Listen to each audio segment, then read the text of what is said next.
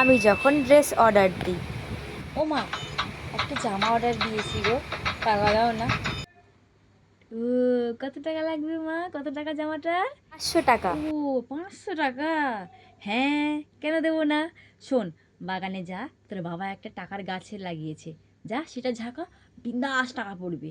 শুধু জামা কেন, তুই জুতো অর্ডার দে, আইফোন অর্ডার দে, ব্যাগ অর্ডার দে, কত কিছু আছে অর্ডার দিতে।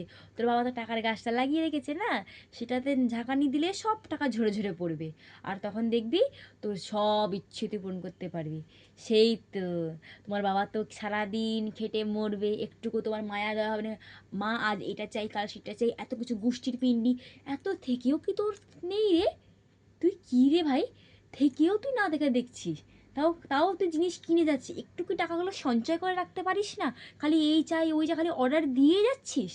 হ্যাঁ, সারা দিন শুধু জামা কাপড় অর্ডার দেবে, আর মায়ের ঘাড় ভেঙে টাকাটা শুধু নষ্ট করবে, আর কিছু